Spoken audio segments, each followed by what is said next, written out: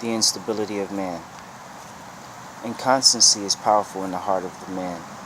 Intemperance swayeth it whither it will. Despair engrosseth much of it, and fear proclaimeth, Behold, I sit unrivaled therein. But vanity is beyond them all. Weep not therefore at the calamities of the human state. Rather, laugh at its follies. In the hands of the man addicted to vanity, life then is but the shadow of a dream.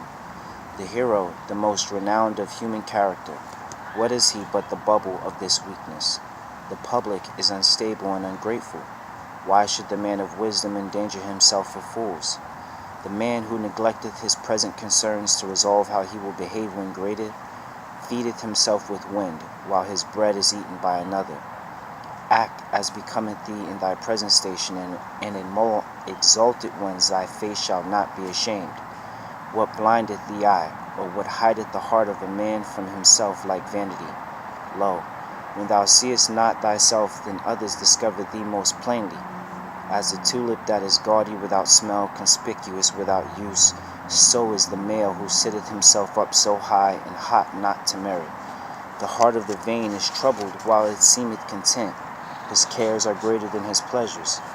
His solicitude cannot rest with his bones. The grave is not deep enough to hide it. He extendeth his thoughts beyond his being.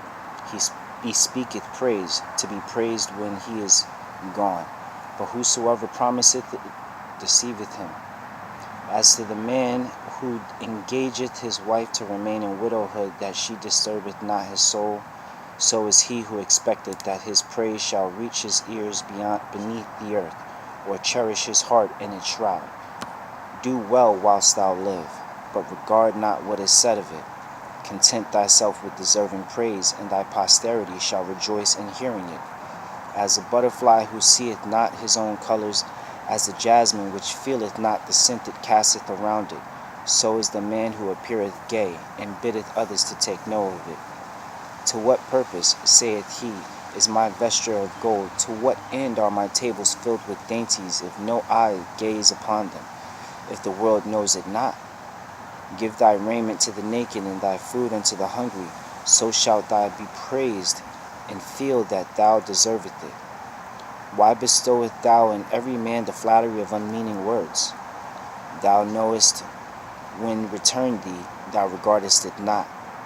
He knoweth he lieth unto thee, yet he knoweth thou wilt thank him for it. Speak in sincerity, and thou wilt hear with instruction. The vain delighteth to speak of himself, but he seeth not that others like not to hear him.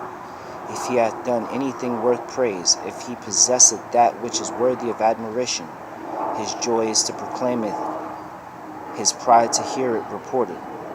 The desire of such a man defeateth itself. Men say not, Behold, he hath done it, or see, he hath possesseth it. But mark how proud he is of it. The heart of man cannot attend at once to too many things. He who fixeth his soul on show loseth reality. He pursueth bubbles which break in their flight, which he treads to earth. What would him honor? Universal love, truth, peace, freedom, and justice. I self-law and master. You should too.